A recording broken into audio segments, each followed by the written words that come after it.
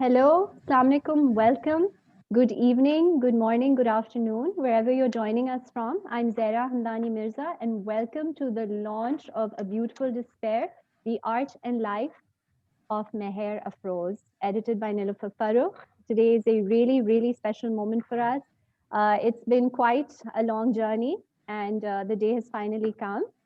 I'm joined by a very special panel who I will introduce in just a moment, but the star of the evening is with me, and I am so thrilled to show everyone this beautiful, beautiful book, which is like a jewel. As you can see, it's extremely visually luscious. My favorite thing about it actually is that it has this lusciousness of an art book, but it's also it has this great size, so you can read it without giving too much away. There are all these lovely images from unseen images from Meher's personal, from her school days, unseen works. There's poetry. So we'll get into that a little bit more. But I also wanted to just give a little mention to our wonderful, wonderful contributors, because as you know, this is an anthology and there are 15 writers. Niilofur Farrukh, the editor, invited art critics, curators, art historians, a filmmaker, anthropologist, and a poet to widen the contextual mapping. And it's arranged. It's really not arranged in a linear fashion. So it's kind of I would say it's very poetically kind of arranged. Even the titles of each essay are so beautiful. But some of the wonderful contributors include the late Fahmida Riaz Saiba, Salima Hashmi, Akila Ismail, Aisha Gazdar, Salman Asif, Wahida Baloch. I hope you all are in the audience. Lehla Rahman, Shazia Zubairi, Amra Ali, Asim Akhtar, Rumila Kareem, Atika Ali, myself, Anoli Pereira from Sri Lanka, and Savita Apte from India, based in Singapore, who's here with us right now. They share their readings and reinforce how issues of relocation, identity, and social change in post-colonial South Asia transcend political borders. The book design is by Sabiha Imani. I hope you're there right now, Sabiha. It's really a beautifully, beautifully designed book, from the fonts to just all the colors, and it's really, really wonderfully, wonderfully done. The publisher, thank you to Nasir Baloch Saab from Litopical Private Limited in Lahore. They've published this. I'd like to start the proceedings before I hand the floor over to our panelists. I'd like to start by a quote from Atika Ali from her essay titled The Divine Path, Patterns and Decoration in the Art of Meher Afroz. Quoting Meher, she says that recognizing space, location, exploring different cultures, human values, and questioning the meaning of life. These were questions that I started with. With this start came a spiritual road on which she could travel and culminate in a level of awareness about herself and her surroundings through art. She found a way to express this growing consciousness about the spiritual in tandem with the earthly. Patterns are appropriate for illustrating this two-sided awareness. They are grounded in the rational field of mathematics, while they offer a view of the divine. And I'd also like to quote from Niilofur Farrukh's intro about the book when she sort of describes her journey. She quotes from Dr. Akbar Naqvi, Pakistan's eminent historian, who draws a parallel between Meher Afroz and Chughtai for their commitment to cultural synthesis in his influential book Image and Identity. And he says, how different her approach and design were from Chughtai is an interesting discourse on culture and art under fast changing conditions. She could not have painted a garden favored by a ghazal which Chughtai painted when her city was burning. But in a manner made international by modern art, she showed that flames could become the herald of her art. And now I'd like to introduce our panel. Savita Apte, joining us from Singapore, is an independent researcher and curator whose focus is on colonial and early post-colonial South Asian art history, She's the founder director Art Dubai. She also oversaw the Abraj Group Art Prize and its publications from 2006 until 2015. Niilofur Farrukh, of course, the editor. She is a critic, curator, and writer. She served on the board of the International Art Critics Association, ICA, as vice president. She's one of the founders of Karachi Biennale Trust. She established Karachi Biennale and currently serves as its managing trustee and CEO.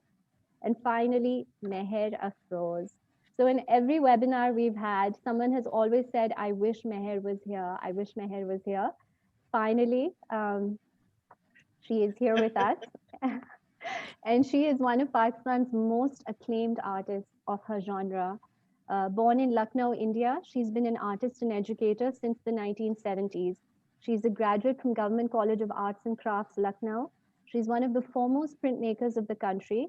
She co-founded ASNA in 1998, a collective for research, exhibition, and dialogue between traditional artisanal practices and contemporary art, leading to 3 iterations of the International ASNA Clay Triennales. She's been a mentor to 2 generations of artists and has taught at the Indus Valley School of Art and Architecture, Karachi, and at the Central Institute of Arts and Crafts, Karachi. She's extremely nurturing, I can say that as well. If anyone comes to her and shows their work. She has exhibited extensively in the country and abroad, and in 2014, the government of Pakistan awarded her the Pride of Performance. So welcome everyone, and thank you to all of you who've joined us. Like in all our webinars, if you see on the screen, there's a Q&A button. So please feel free to type in your questions. We're going to get to them at the end of the session. I'd also like to say that we have very exciting news. We have these wonderful digital giveaways, exclusive digital giveaways, which we'll be giving out at the end of the session. And now I'm going to hand the floor over to Savita. Over to you. Thank you.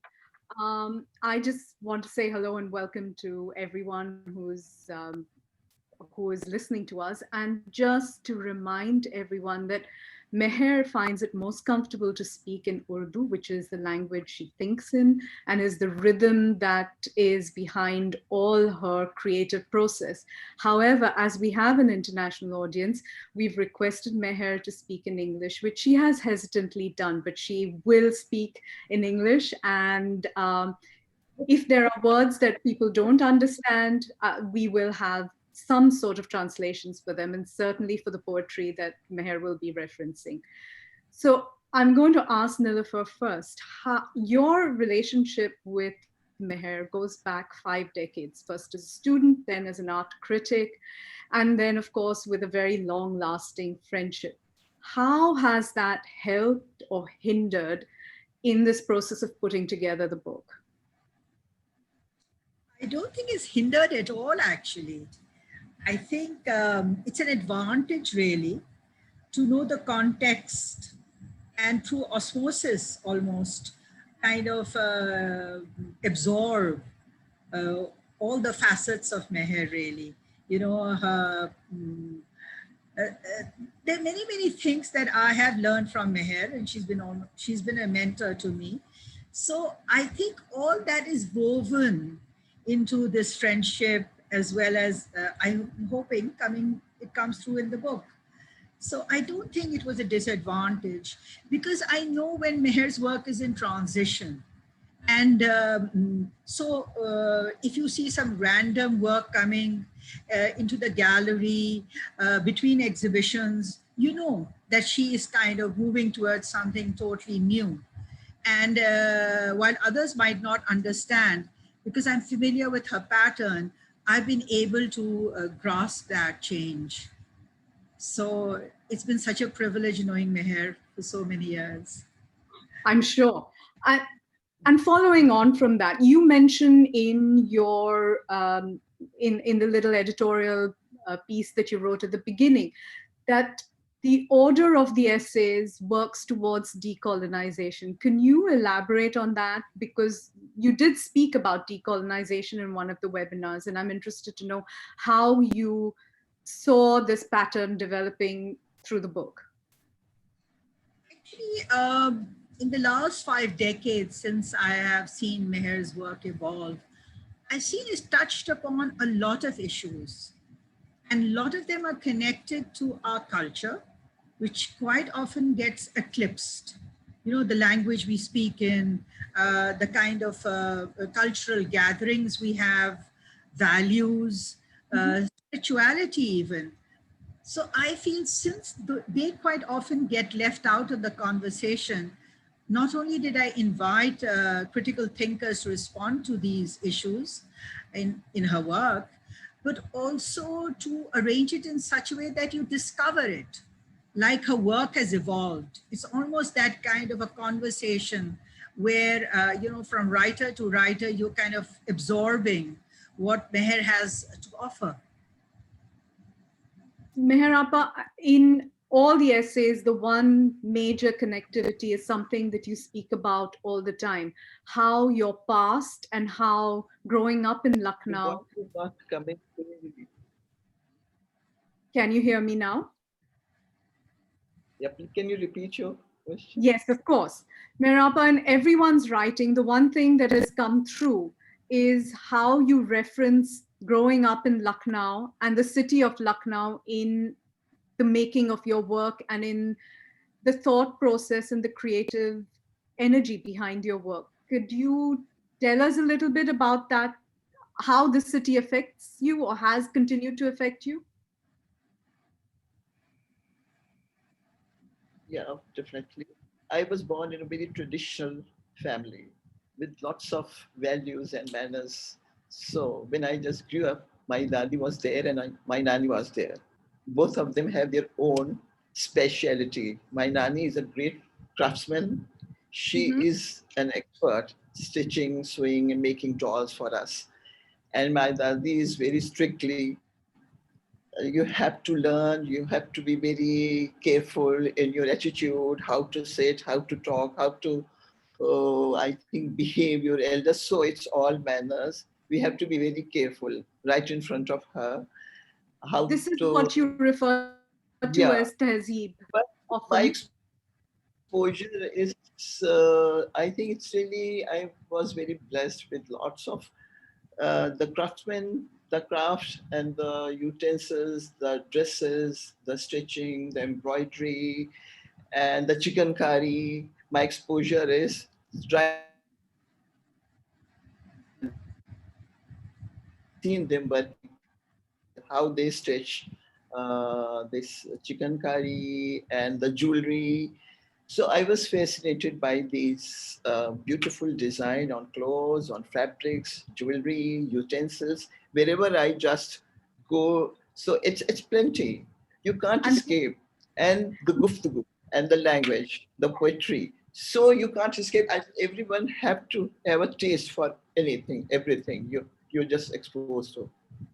I can see that you weave all those patterns into your work. But the poetry, you said, really influences you a lot. I know that one of your favorite shires, one of your favorite poets is Jean Elia. And I wondered if you would kindly recite one of the shairis that you particularly like and use. There are, I think, I have just read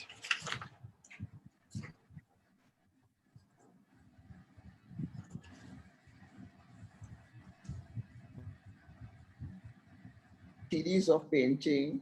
Mm-hmm. I'm going to read this couplet.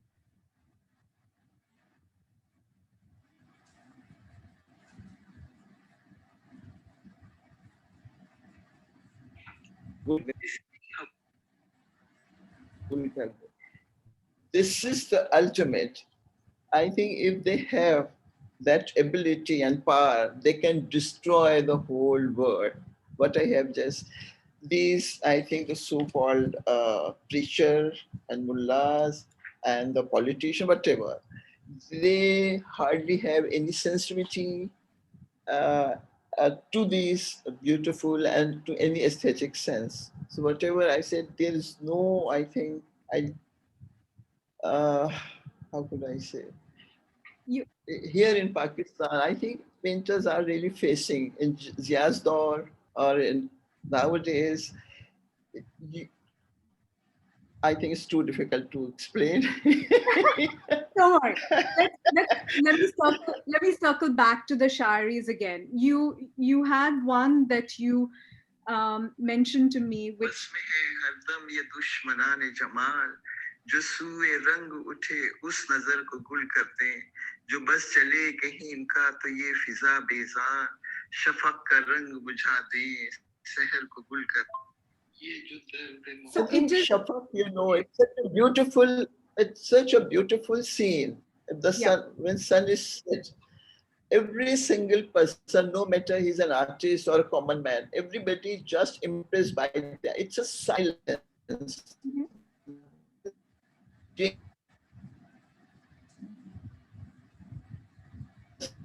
But there is the period and the moment, but nobody is here. I think the people now facing, they are so insensitive. If they have these powers, they can even diminish and destroy these the most serene and beautiful scene. Shafaq is and the morning, the seher and the early dawn and the evening. These two very important time. Every single person, if he or she is sensitive, started thinking and pondering the beauty of divine beauty. So you can connect with the beauty of nature or a god. Even they claim they're what a religious person. They know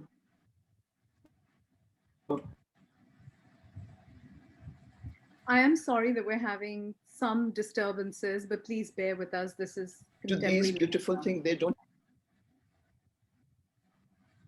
I think maybe Zara can share the screen of the translation of the first poem that Meher Zara did.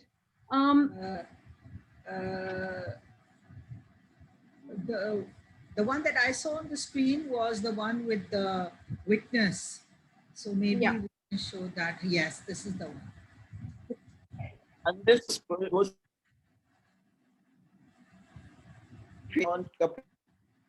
so, Meher, how does the rhythm of this Shairi and the rhythm of Urdu influence or creep into your work?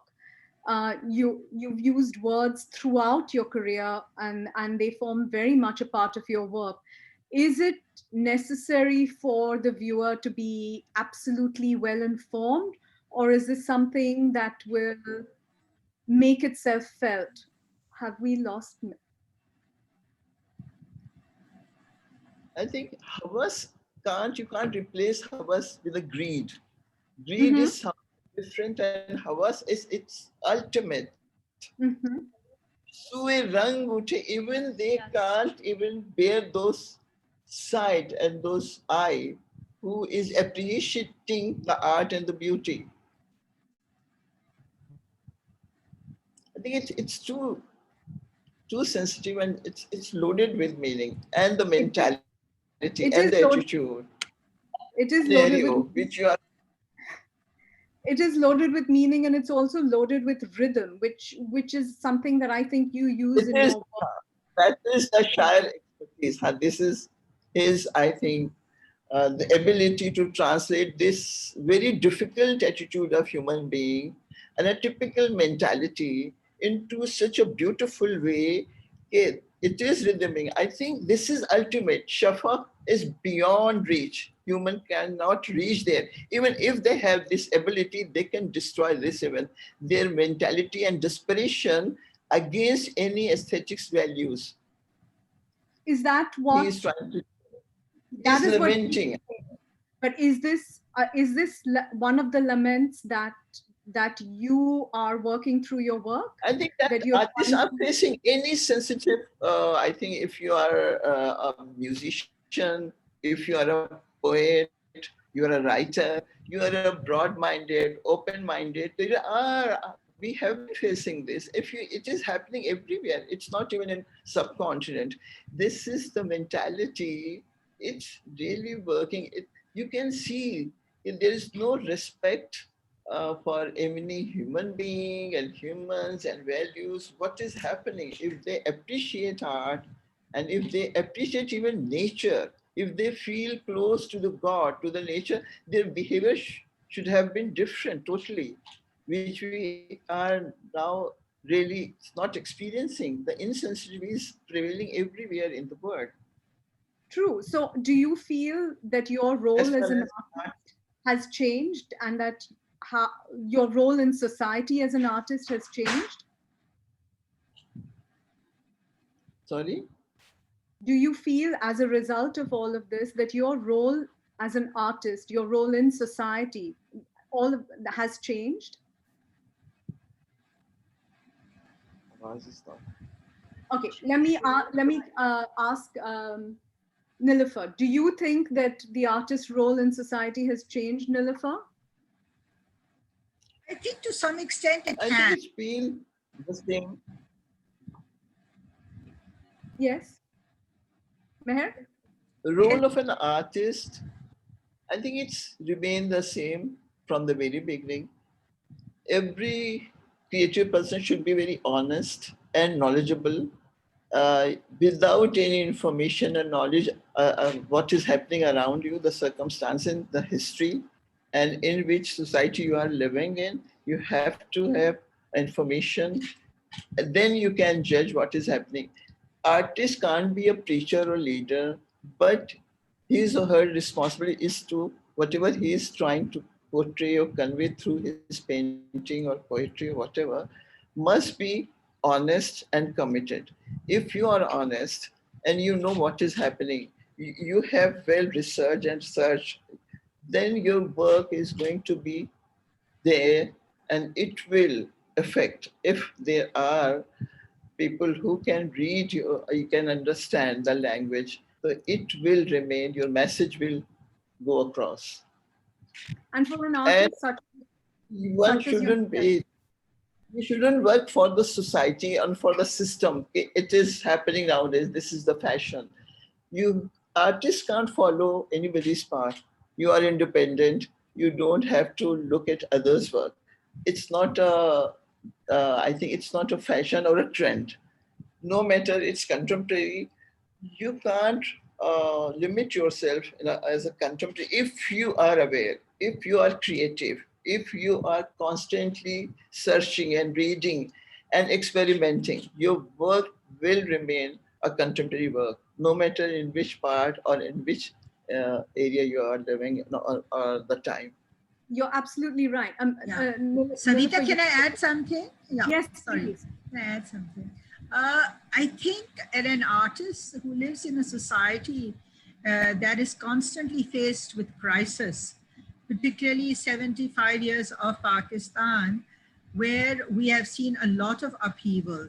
First, the partition with all the displacement of people, and the trauma that they went through, and the continuous challenges culturally, many different cultures coming together. As Pakistan was built on a particular basis, and Mhm. yet cultures came together again. New challenges with it came.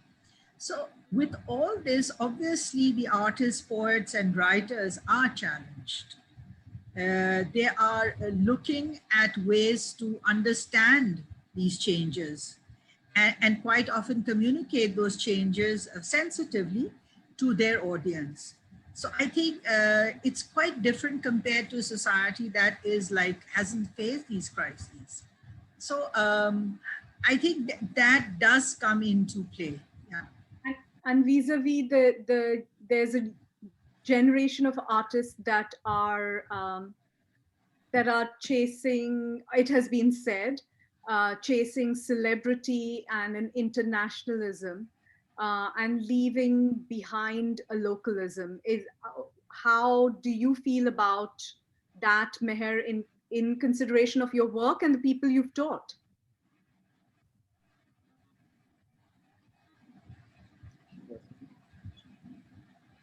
Or I think Niilofur? Okay, let me start, and then Meher can maybe Yeah. pick it up from there. I think I think with globalism, one they have. Meher, go ahead. आप बता दें. Go ahead. I was just trying to say, what is happening, you have to have a knowledge and information. Without information, you cannot create, and your action should follow your information.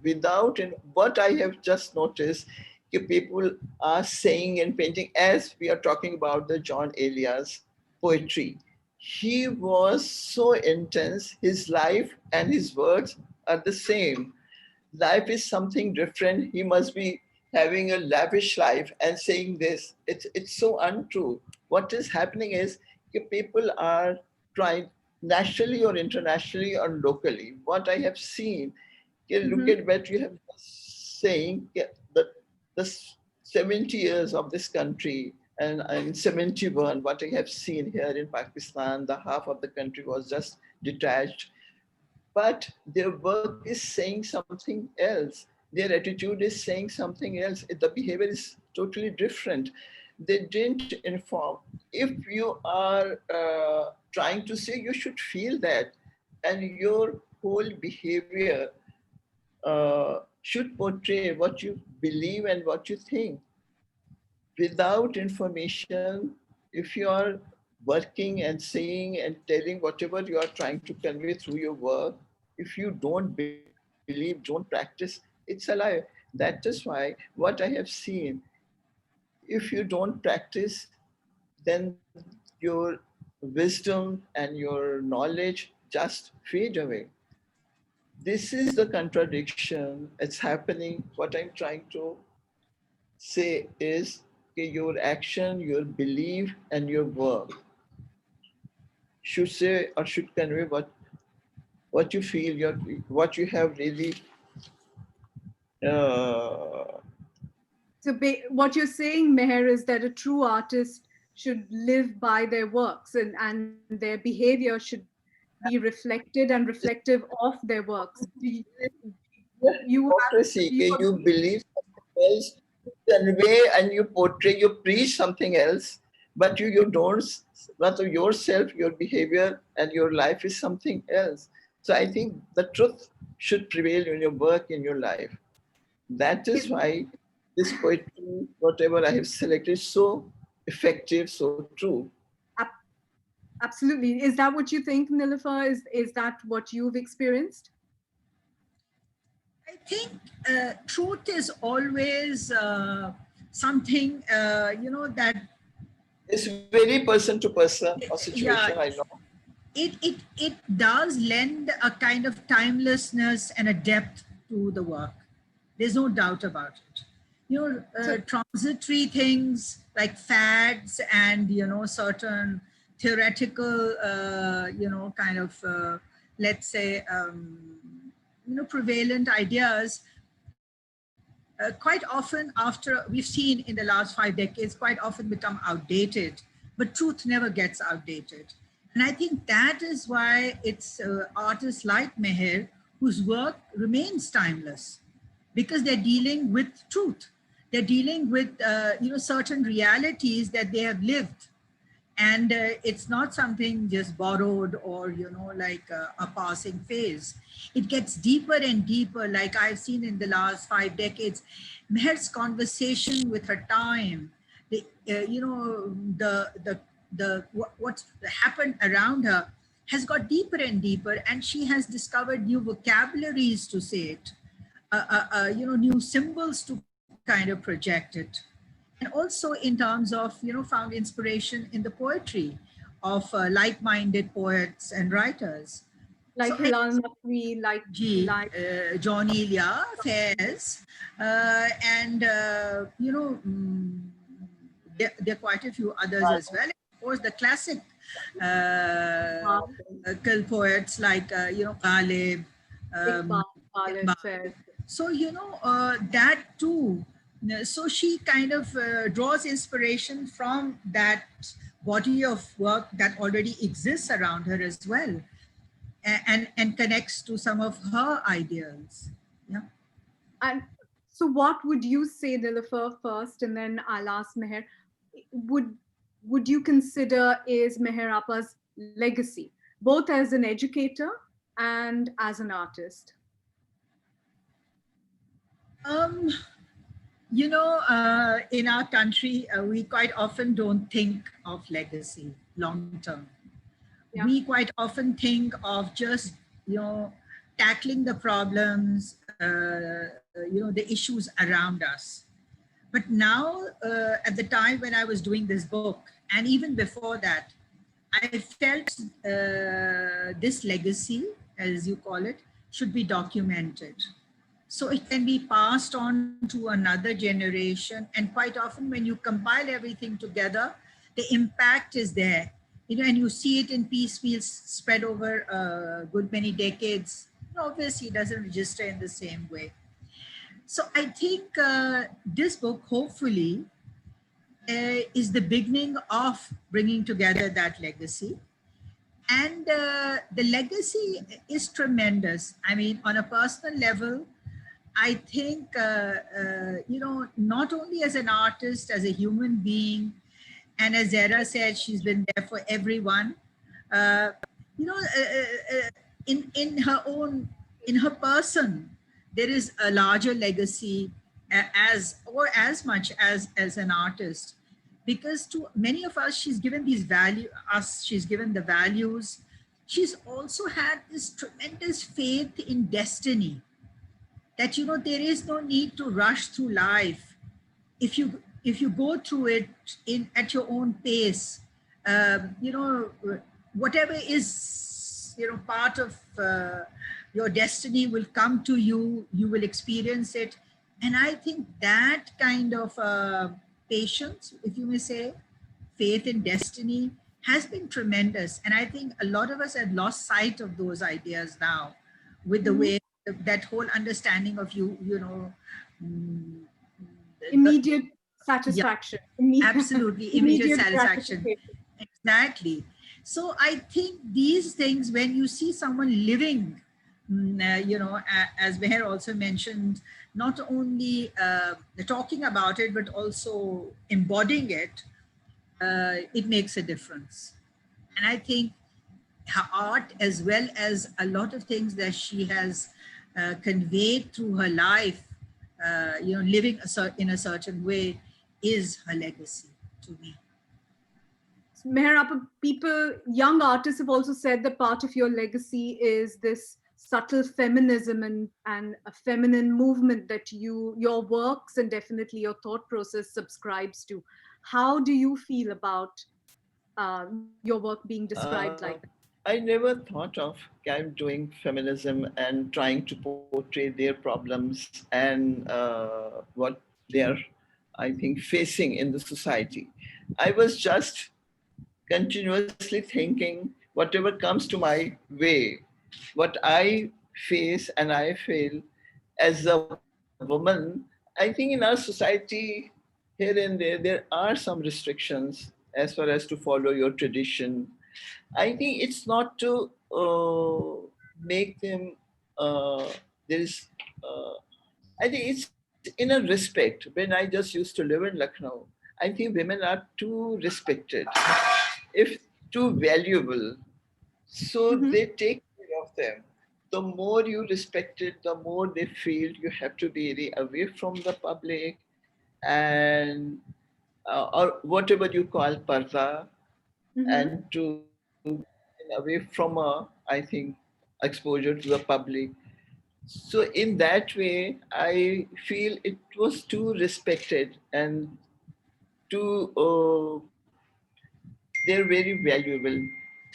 But when I was exposed to the society I have to earn, I have to establish myself as an artist in Karachi, especially Lucknow. It was too protected. I know the rickshawala, I know the my bua, where I have to go. I'm familiar with this. Of But in course. Karachi, the faces are unfamiliar and the whole city is totally unfamiliar and no means of transportation. I have to use the common public bus. So then I felt it frightened. It's very unwelcoming and whatever I say. In spite of I the fact that you knew the language, that you knew a lot of the language is culture. fine. No, I feel everybody is so harsh to me. because I am used to Aap Janab. So, so Mhm. it is too a bit harsh. If I am waiting for a bus, so nobody is just trying to give me a space or way to just get over the. That was the problem, and I used to cry at times. Yeah, but whatever the behavior and the language, but in few months I was just used to, okay, it's their way of talking, it's their way of expressing. It's not they are not trying to harsh with me or anyone else. It's a commercial city, cosmopolitan, and so many people just have to commute the whole city. And I have to go from Nazimabad to Arts County. It's quite far Mhm. from where I have to Yeah. get here. So that is the problem I face. And sometimes I feel uh, when I just used to come back from Arts Council to my house, so it's getting late in the evening, so then there are so many problems. I'm not used to just to find a job. Then it was quite painful. So my whole family was so, but within a few years. I ask this because people are more and more talking about displacement and migration when you leave your own culture and go to another culture. And there's a lot written about it. At the time that India and Pakistan were separated, there was the angst that went with that in 1947. But you moved in 1971 when not many people crossed borders and So not my many people would have family, my appreciated the family, problems you were going through. my family. I think my elder sister visiting Pakistan in early 60s. Mhm. 65 war began, she stayed here. Then my father and my family gradually uh, migrated to, I only stayed there because my dream was to go to Lucknow Arts College. I Of stayed course. with my uncle and refused to go. Then 71 happened and I had to rush. But I wanted to stay a little more to know about and want to exhibit my work, want to work freely apart from college. And but because of this situation I rushed, so I had to come. I was the only child staying there and my And father was quite. there were no women making prints. There were no easily available print studios. Studios were, but not that determined because I knew, okay, I had to leave and learn as much as I can. I knew I have visited Karachi before, so there is no proper workshop and proper arts college. So I knew that. So I was trying to uh, learn or make myself more knowledgeable or technical. So whatever time I get, I just working and working and working there. So And were you able to translate that when you moved to Karachi? Were you accepted in the Pakistani very well, artwork? and that is the big plus. I think that is the big plus. The moment I say I'm from Lucknow, everybody was so excited. I think that is the big plus. I met lots of, I think every single person was so welcoming. That is the big point. I think I met Rabia Hapa. She Mhm. was once studied in Lucknow Arts College, Karachi School. She was so helpful. Then I joined a layer later Central Institute, and the Niilofur is sitting here, and the whole group. I think they became friend like a friend. And when I put up my first show in 94, I think all of these group, Nilofer and Seema and lots of, they put up the show. I think that is changed my whole perception about the human being, about the values, about the culture. I think if you are true, if you are honest, if you know, if you can communicate in a very proper manner. And so I find so many, I think not a single person, I became so You important. I must say I didn't deserve that. I think so. I used to say I don't know nothing, I'm nothing. So Mr. Asha said, keep stop saying this, I'm nothing, I don't know nothing, because it's a Lucknowi style. people will think you really don't know nothing. So just so that is at the kaluf, but the respect and the friends, I think that is the charm, that is the achievement. I think if this migration didn't happen in my life, lots of truth and very positive behavior, I will never been able to discover. I think this migration enriched me in so many ways. If you are a loner, I think that's, as I told you before, it's all planned by nature. It's not random. It had to come in my way. I Absolutely. had to discover. I am being so lucky.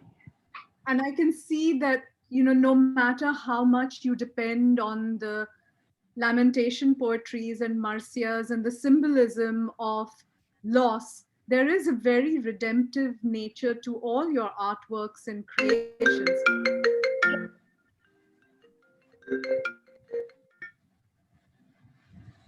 Sorry. Um, so there is a redemptive nature to all your artwork. This community of women who supported you, this community of art people that supported you. Very well. I think Mr. Ali Imam, one of the foremost, and this is the only one gallery, and he is the art historian, critic, teacher. So he promoted my work. I think then and there when he saw my work, he promoted me, and I think Salima Hashmi, then Niilofur, I think every single person. I think I was known by my work, not by my face. I think you're absolutely right. I remember people not knowing that you were Meher Afroz. They knew your Yeah. artwork, but they didn't know what you looked like. Naturally, I never been to any school or college here. So suddenly I just, and the time was very different and difficult in the early 70s. So there is a one national exhibition. I just sent my work, few prints. When they exhibited, so then so many people ask me like Zubaida Agha and Ali Imam, and from the National Council of the Art, they trying to trace me, कि where is she? So, so life started. I think things And your come to my way. Then I. But Hmm. your works are not easy for an untutored audience. How have critics like Niilofur and other people who've written about your works helped mediate the viewers I and think make what that happened passage is, possible? I think I produce, I think, quite a good amount of prints of painting in Lucknow, apart from college, independently. When I came to Karachi, so I have almost matlab, 20 to 25 print. In Mm-hmm. 94, I exhibited those. The first exhibition overnight made me a printmaker and known to everyone. That exhibition, I think, I think it was suggested by one of my ustad. Okay, produce work as much as you can because you have to introduce yourself through your Through work. It would be easier for you. I think it works. The one the first solo show made me, I think, recognize or introduce me so well. And Pakistan is not that. I think Karachi, Islamabad, Lahore. If people know you there, then you are known to every. So to your become known in Pakistan is not a big deal. I think I must say. So certainly, If from Imam Saab is reading, there, certainly from reading about how Bashir Mirza or Zahurul Iklaq looked at your work and recognized not only the talent I but the think technical Bashir precision with Mirza, which you yeah, produced. Bashir Mirza has opened up his own gallery, he established his own gallery, and he is so open-minded, so generous, so energetic. He used to teach at Central Institute. Mhm. Whenever he saw my work, he was out of, I think it's too much. The way he used to praise me, you are a painter's painter. It made me so shy and so embarrassed. Even Zahoor, they used to come to Karachi because Karachi is the city where artists exhibits and lots of admirer, writer, and buyer. So they paint in Lahore, they exhibit in Karachi. Whenever Zahoors come to Karachi, and they started inviting me as a juror to NCA, and though he's so quiet, but whenever he speaks 2 or 3 words, so it's in praise of my work. I think they really admired, and it's a great help for me to establish myself and feel at home. Imam Sahab, Zarina, oh, Salima Hashmi written away, Salima. and is constantly writing. So the place becomes so familiar with lots of friends. How So I feel lovely.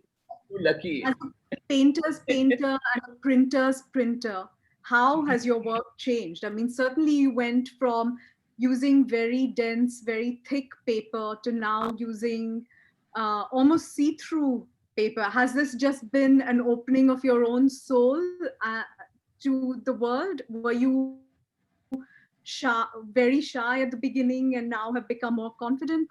What? I was very shy, but I'm very harsh critic of my own work. So that is the problem. I think it took me years to translate myself from the background. I used to use lots of, I think, symbols. I used to write Hindi in my instead of writing Urdu. Lots of Okay. symbols from Buddhism, Jainism, Ajanta, Mhm. Ellora. I've been to expose those things. And I used to celebrate Diwali and Holi simultaneously with Muharram, with It is lots of Diwali today. college. Yeah. So I'm used to lots of my friends. I think the love and the friendship I enjoyed there, I didn't miss that over here as well because within no time, lots of friends, supporter, art admirer, they welcomed me with open-hearted and open arm. But I struggled a lot because I used to visit Sindh a lot. The Sufism, Baba Bulle Shah, Bhitai, I read a lot about them. Then gradually my symbolism changed. Even my thinking has changed. I was a loner, and because of Muharram, I never Mhm. been so indulged myself in this world. I was almost thinking something else, the life and the meaning of life, something else. And you have to, there is a body and mind, there's something else. So you have to find out what is the reality of life, what is the meaning of life, how do you Nilüfer, lead your life. Yeah. Nilüfer, you've known Meher Afroz for 50 years. How have you seen the change manifest itself, that development, the change in the way she works and even the material on which she works? I think with Meher, the symbols have definitely changed, as Meher said. When you look at the earlier works, it is a synthesis of her earlier experience. You know, the South Asian symbols are there. They can be drawn from any religion, but you know, they're kind of cultural signifiers. So they were all there. Devanagari was there. Then gradually, Meher began to use Urdu more prominently. In terms of texture, I think that has been something that runs through her work. The form of texture changes, but tampering the surface, working through the surface, is almost that is an action that is persists for the last 5 decades almost. So I think her vocabulary has developed and changed, but the linkages are there to the previous one. Like, if you look at texture, there were, as you said, very dense textures, layering of material one on top of the other. Now sometimes there is stitching, but also kind of translucency in the work. Working with the thread is something more recent. Prior to that, there was just layering of fabric, almost using paint to layer the fabric and using all the textures of the fabric. But more recently, Meher has even got, some of the work embroidered by professionals and then used it, to construct, whatever she wanted to say on the surface. So that it's very experimental, I would say. There was a very interesting period in Meher's work, and we haven't really expanded on it in the book. That was her chemical period. I think it was on the cusp of her as a printmaker and a painter, where she began to use chemicals to kind of erode the surface of paper and board. And the difficulty she had in the end, and I think she discontinued, was because she could not arrest that action.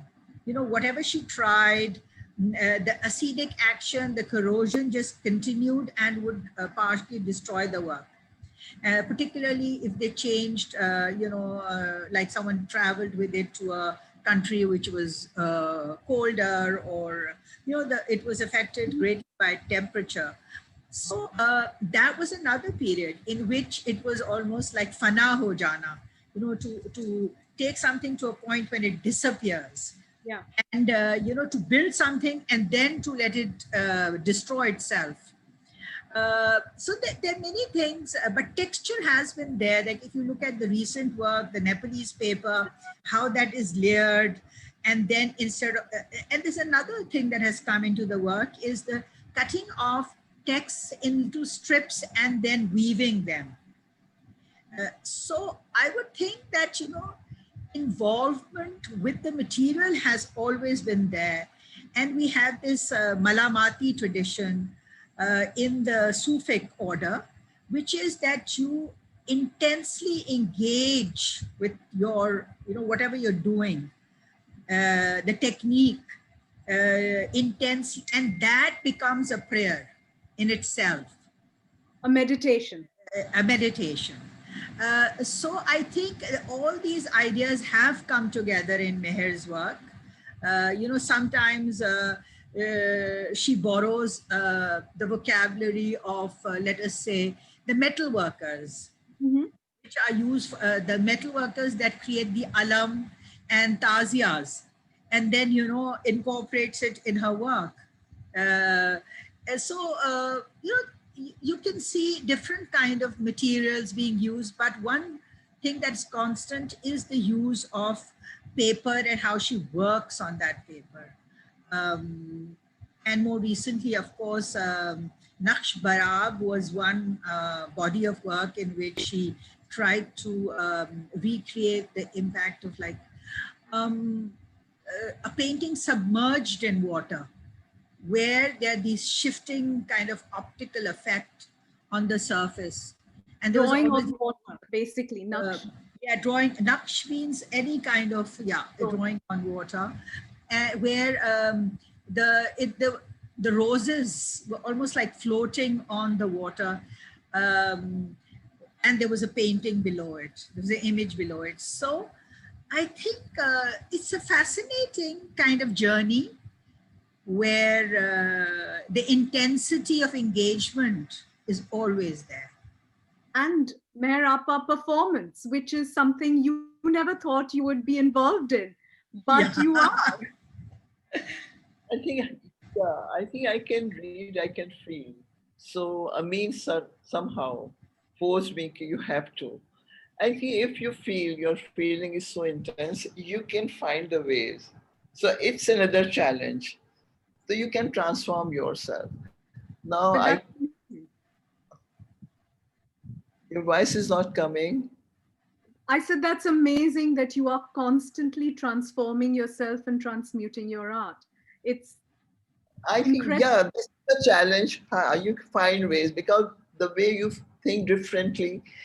And I think some ideas and some thoughts needs, you have to say them and portray them differently in a different manner, strong manner, and more effective manner. I think the words affects directly your tone, and the way you translate them and say them. I think this transform and convey differently.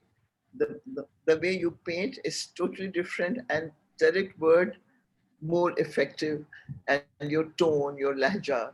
So it's in such interesting way. Yeah, So did you I feel feel liberated by the performance? Did you feel freer? I feel liberated. Yes, because it's up to me how to convey, how to say, how to repeat a single line. If you repeat it many times, it conveys differently. Emotions and feelings directly you can pass on. So I think it was quite interesting. I have to find out the right poetry, right word, and right tone, and a typical. I have to create an atmosphere for that.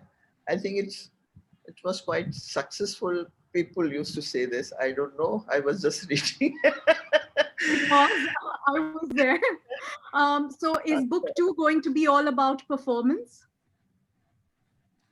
Sorry, the book My book. Is book two on volume two two. on Meher going to be about performance? Okay. If she does enough work in that direction, yes, why not? And video work. I think Meher has done two works with, she's worked twice with video. Uh, and they're very interesting, you know, again, referencing culture. And yeah, Meher will tell us about it. I think her screen's frozen a bit, but Yeah. It'll come back, I think. Yeah. Yeah. So uh, but while Meher's coming back, what was the difference between watching someone who you've known work through the medium of paper, then begin to put themselves into the work as a performance or a video piece? actually, the first video piece that Meher did was for an exhibition I had curated, I think. So, Meher would always narrate That's some a joke. interesting That's anecdotes. Yeah, Latif. anecdotes Yeah, and stories. And we told him, Meher, you're a great storyteller. Why don't you do it on video? And of course, she was extremely hesitant, but adventurous as always. So that's how the first video was done. And the second one was quite serious. Meher will now tell us a little about I that. do myself. Ah,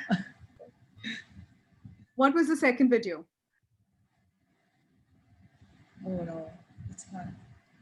That recently I did on the Lal Jadu. It's all about the Trojan donkey. Mm-hmm. So I got so many pictures from the late 18th century Awadh painting.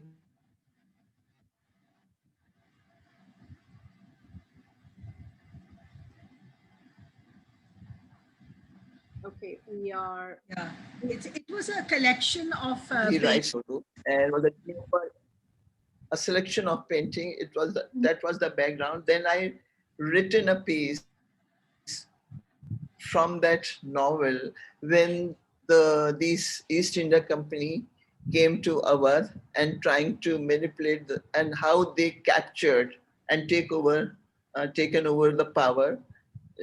So that is the background. In a very sarcastic way, there was a story from a Kaisar Bagh or a gardener, how he was really uh, the way they gradually uh, seep into the system, the Gora Sahab, and Mm-hmm. then the Awadh state was just.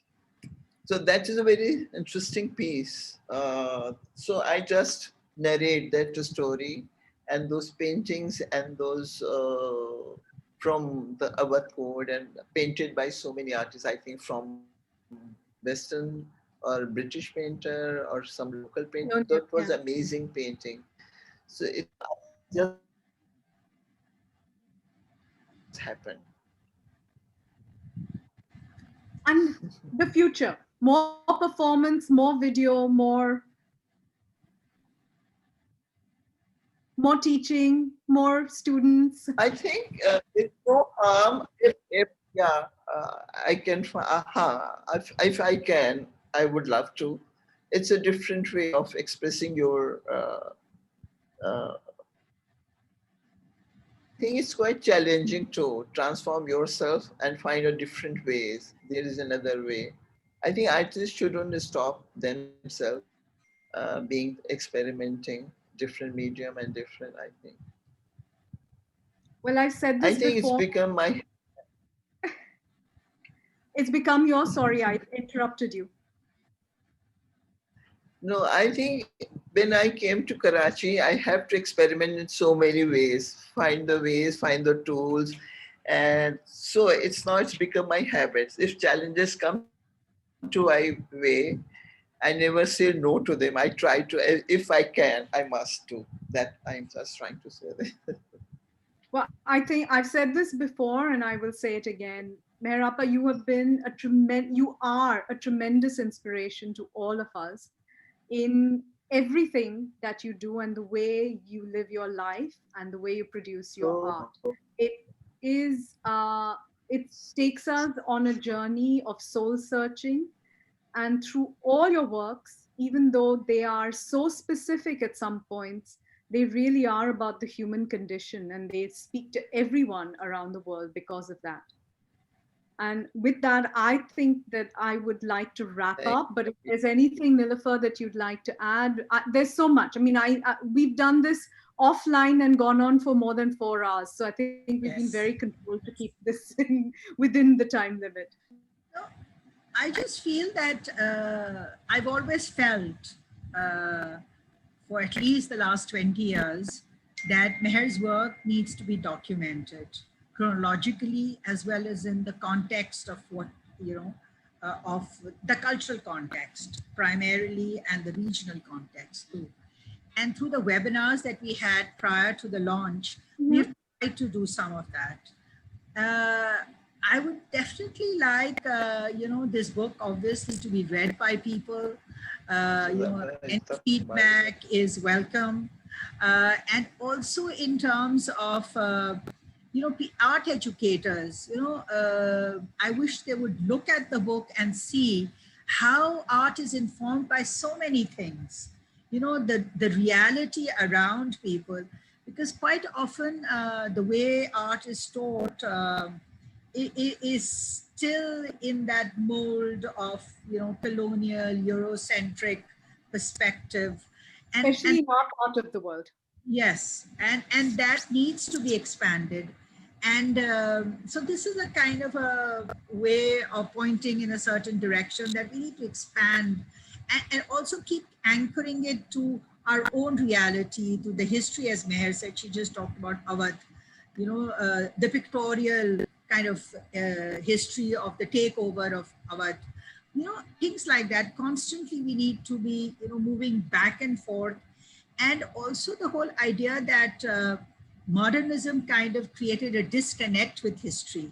It was like something, a new language, and we were seduced by that language and began to, disconnect ourselves or distance ourselves from history.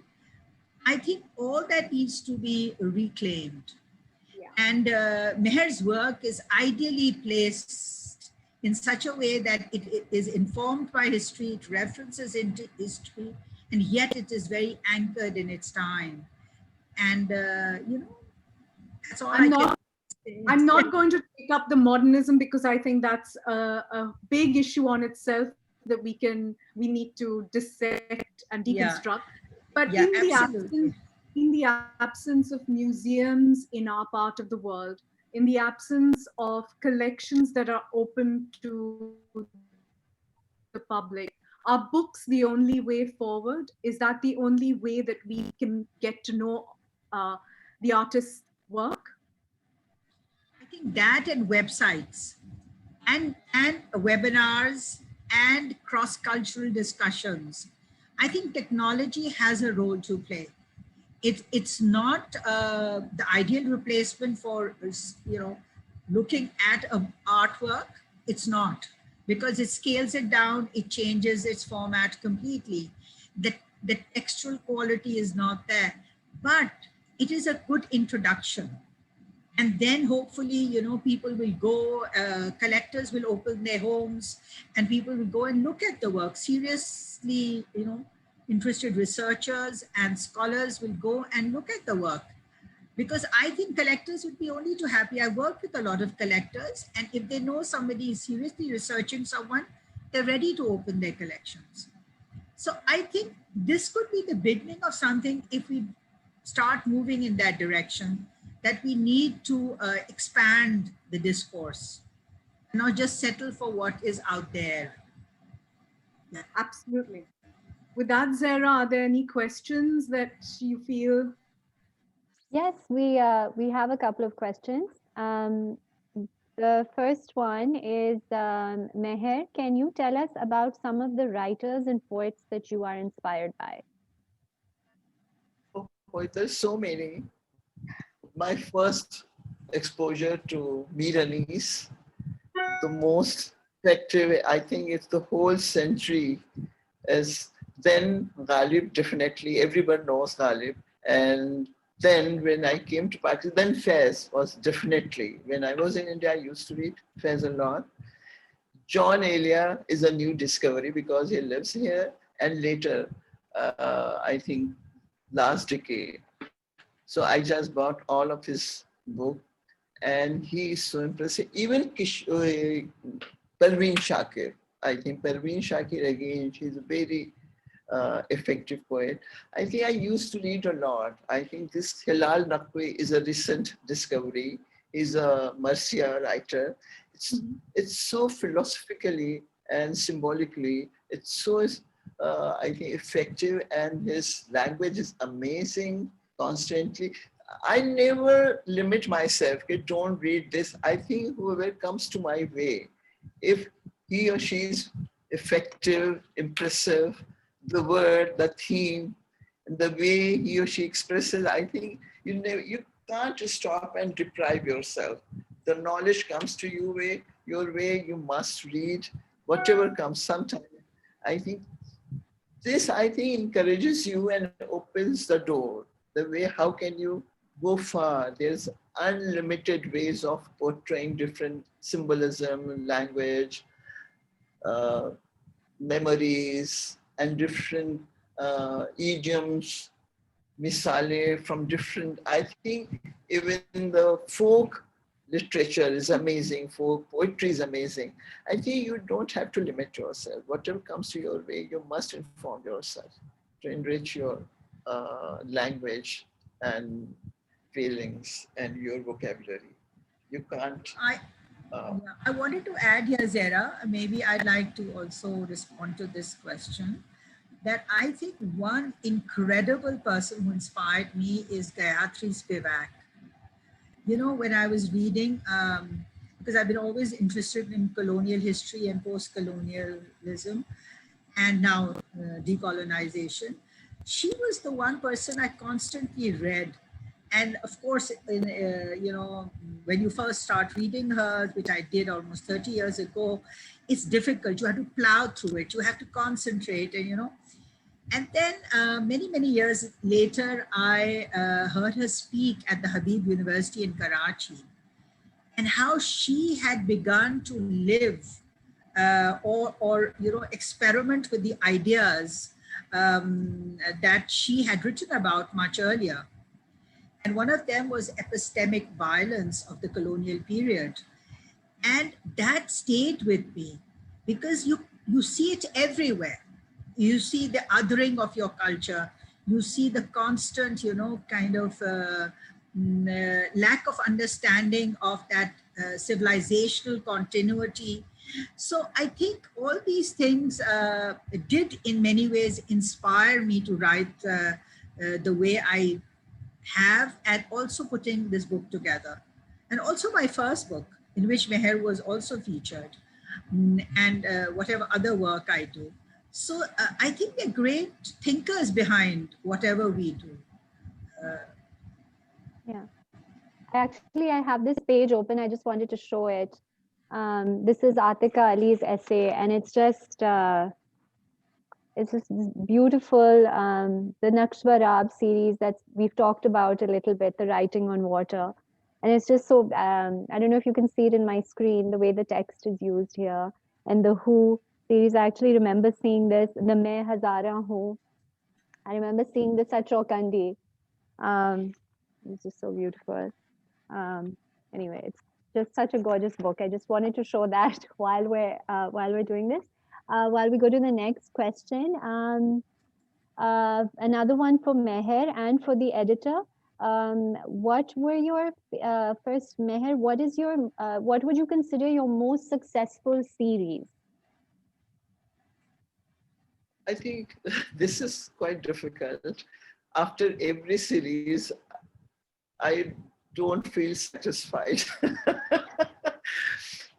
When I was just painting, that is the time when I enjoyed and the catharsis. I experiment a lot. It takes time. I start off 2, 3 paintings simultaneously, and it takes, I think, some time. It's weeks, and layering. I think it, I don't know. I never, when I see my work after years at some place, at some house, then I feel okay, I did a good job. But when I paint and feel, I never feel satisfied. I think that something is there. That takes time. I leave my painting right in front of sometime weeks and days. Then I realize now it's complete. I don't want to overwork. So it takes time. I don't rush towards there's no end. It just starts with a big idea. Then it takes time. It's the layer coming in, that's erase. So I think it's writers and critics, they have to say, I don't know, each and every painting takes time and my attention, but I am not satisfied. I can't say, it's a very cliche kind of answer, but it is, uh, while I paint, when I finish a painting, I feel good. But I think you feel there is something left. I have to say this in this way. So it's keep coming. I work a lot before I start a painting or a series. So it's a amount of information and visual imagery. So you have to filter and you have to uh, examine your painting. So I don't know which is more successful. I just finished this Aap Beeti. Then Aap Beeti it's so much to say, so much to convey. There's so many ways. So I don't know. I think I don't feel I have completed. There is more to say, more to. So successful. I can't claim which series is so successful. But I tried my best. That's right. And Do you ever Niilofur, think you want to go back to a series? I think that's as I say, Nakshbar, Mm-hmm. it's just image appears and diffuse. So there are so many images in different way. I can say a lot. I think I'm full of, I think, lots of experiences, pain, stories, uh, not, I can go again and again. There is so Mm-hmm. much to say. Our BT, it's so much incident and memories. So you can't just express in just 10 or 20 or 25 painting. I can redo. I can Mm-hmm. uh, say more thing or more experiences or more feeling, I think. But I can't, I think there's some different words, some different angle might occur or might come to mind, or different symbol or different word. I choose a word, I choose a image or a symbol uh, which connects with history or literature. So there are so many ways to convey, I don't know. But to say successful, Satisfaction is different and successful. There are two words. Satisfaction, yes, I feel satisfied after doing a body of work. But successful, I think uh, when I go back to see my work, which I have done 10 years before, then I feel, okay, yes, somehow I managed to convey what I really wanted to say. That is, I think, give me satisfaction.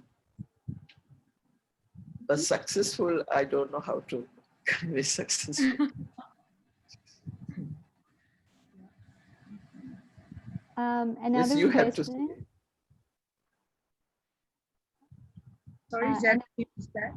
Yeah, another question for Afroz. It says Afroz Apa, having worked, taught, and excelled in printmaking, and taking it beyond just etching, example stitching on paper, and showing your work side by side of Zarina, Nazikramullah, Nazia, and others.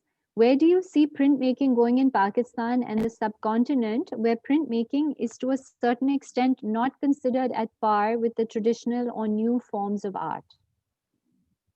I think subcontinent, I think in India, it's everywhere. I think so many outstanding. Anupam Sood is one of, I think I have Professor Jai Krishna, Saroj Pal Gogi, they are all amazing printmaker. I don't know, they are still working in printmaking, but in Pakistan, it's flourishing. I think in the NCA, there are lots of fine artists. There's a department established by very well, I think, trained printmaker, painter like Anwar Saeed, Afshar, Anna Rahman. They are trained, went to London and America. I think in Karachi, printmaking students, it's very well equipped everywhere. I think apart from lithography, the stone is not available here, but lots of printmakers are coming up. But there is a question, it's somehow printmaking is an addition, and I think the common man don't understand the value of the every single authentic print.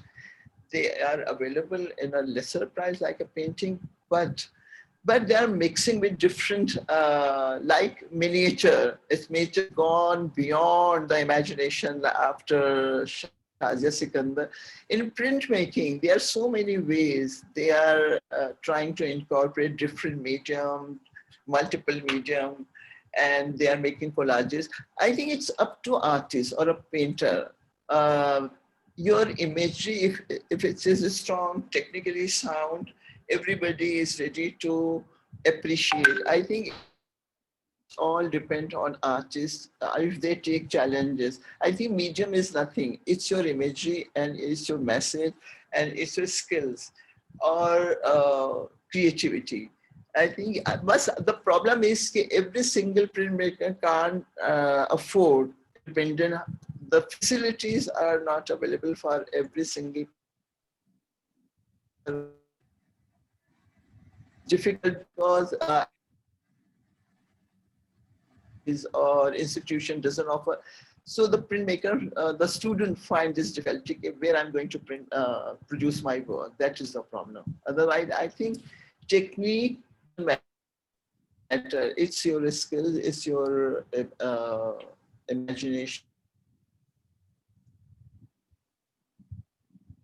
Thank you. There's one more question. Meher, please share your But the experience. problem is the. Oh. Should I go ahead? Please share your experiences as an art educator. As an art educator. I think that's another problem. When I came to Karachi, two very small institutions like Central Institute and Karachi without any facilities and building. They hardly have their own building. But that was the challenge. Students were more creative, enthusiastic. The more difficulties your way appears, I feel, I think I just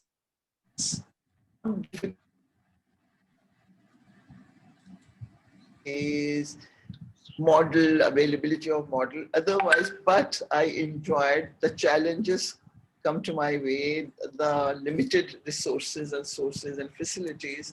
But I think whenever I used to say my duty is in Pakistan is to promote art, arts colleges, and funding. So same happened with Indus Valley when they started with nothing, no space, no studios. Same happened when I was in Central Institute. Same happened when I was with Indus Valley. Now I'm really very satisfied and glad that they are flourishing. There is a department in University, Karachi University, and Beacon House, National College. There is another college. So I have been learning a lot. Challenges came to my way, and I overcome that. That the one challenge is to establish a first workshop, printmaking workshop in Central Institute. How to find press. Nahi Dasfar used to have a press. Somebody just told me, so I invited her as a chief guest. So she offered, I have a etching press. Next day, she's having her breakfast, and I was there with the truck. Where is that press? So she donated that press to Central Institute. Then I established a printmaking workshop. Then I came to Indus Valley. There was nothing. So then again I ordered a press in Lahore. Lala Rukh helped me to find a person who can make a press for me. So it's constant effort, constant find where to find a roller or felt. Same with now. I think the country is full of different college with lots of facilities. My life is throughout a challenge, but endless effort. And I feel so enriched, contributing a lot to whenever they want my expertise and my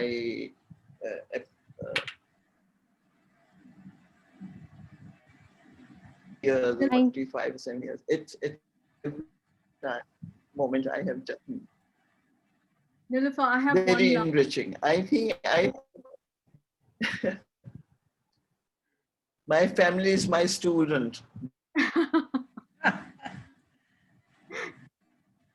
Niilofur, I have a question which I asked Okay, you. in a park, so many words. Why did you decide on the name A Beautiful Despair? Actually, this name comes from the article that Zara has written in the book, and I was looking for a title, and it was close to this. We were looking at ideas that would bring together the exquisite work that Meher does. There's always this very strong aesthetic about it, and a feminine kind of almost aesthetic. It is it's borders on decorative sometimes because of its layering, its meticulous kind of crafting. And also there is this underlying sadness, a melancholy, you know. So I think this name, when I read it in Zara's article, it just fitted beautifully. And a lot of people have told me that, it does relate Yeah. to Meher's work. And even Meher, I think, herself feels that, yes, it's a title that explains her work or quite effectively. What do you think, Savita? You've read the book now. I have. I was a little worried when I first read the title because the word despair was a forbidding word. No sound. When it was, even when it had beautiful before it. But as I began to contemplate more and more what it meant to come from that, from the culture of the marsias and the sows, of embracing the melancholy, of making it part of your life, of allowing it to be cathartic. I think A Beautiful Despair is a lovely way to sum up everything that Meher has done. Thank you. I think we managed to convey that, the core, essence. Absolutely.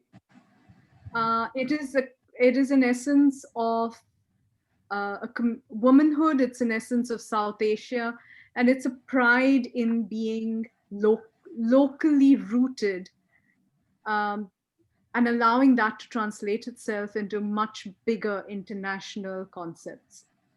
And that's part of your success, Niilofur, and it's enormously part of Meher's success. And I'm just so delighted to have been able to meet with Meher, be able to speak to her, and even probe her about all the naughtinesses of her childhood. So it's been a very fulfilling journey. Well, thank you for your support throughout. I think it completed the South Asian, sort of circle in many ways, where Meher is constantly showing in India, despite all the border issues. People are inviting her to be there. And I think even when I was writing the book, there was this constant, desire to connect with, other artists, writers across the border. And that is why you and Onoli are a part of the book.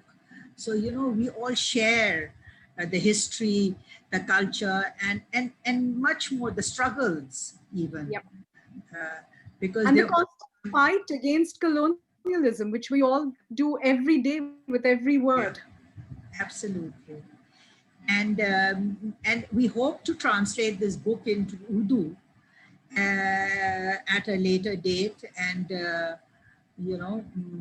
wish us success, because I think that's where it really needs to be, and maybe include some writers who work in Urdu in the book and expand it. Yeah, Absolutely. And is the book available now? Yeah, Zara will be able to give us more details on that. So we're almost out of time. And before we get into the last minute ending stuff, I just wanted to say that we have our giveaways. And if you look in the chat box, there's a WeTransfer link to these two beautiful digital postcards that you can download. They are actually from the RBP series from 2018, which Meher also talked about. These are from a show at the Chowkandi Gallery. They're these two beautiful works that also really resonated, I think, with Niilofur as well. They were used, they've been used in the book as well. Elements of them have been used in some of the cover artwork by Sabiha Imani. So please be sure to download those. I'd also like to thank all of our panelists.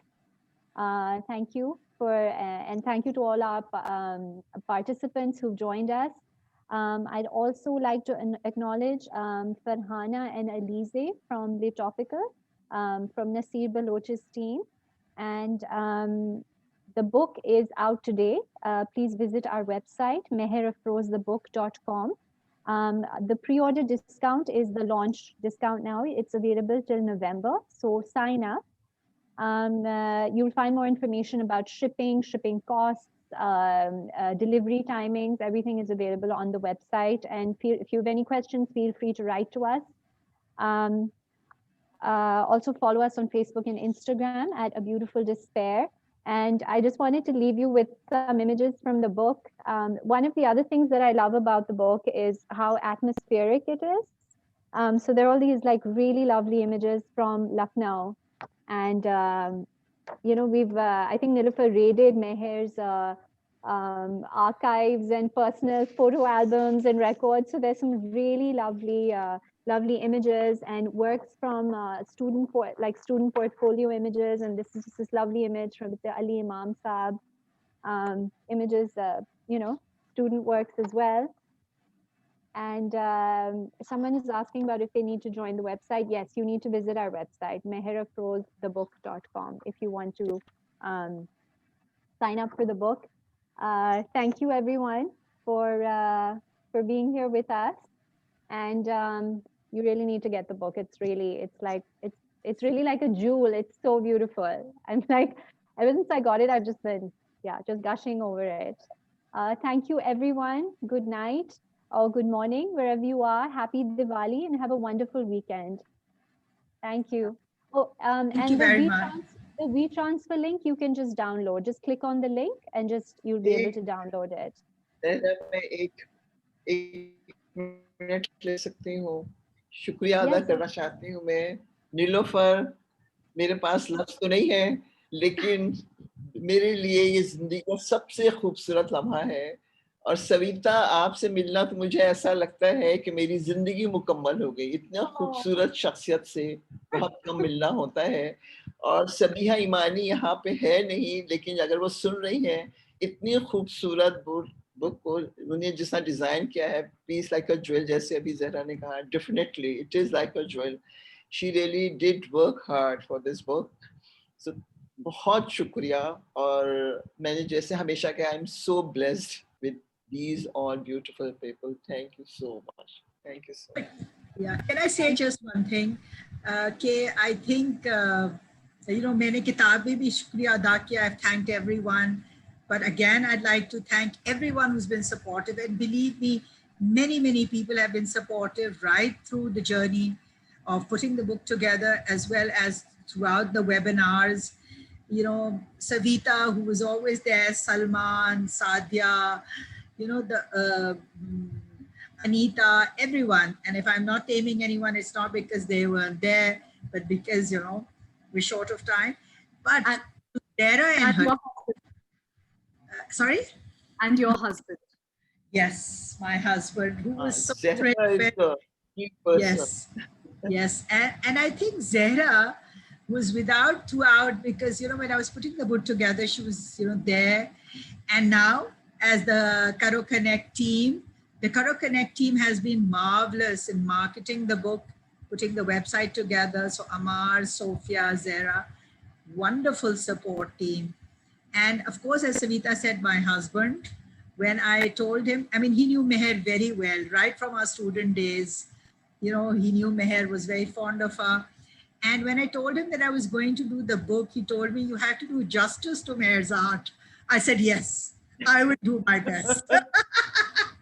It's sad that he's not here, but I'm sure he's up there in heaven, looking down and smiling at us.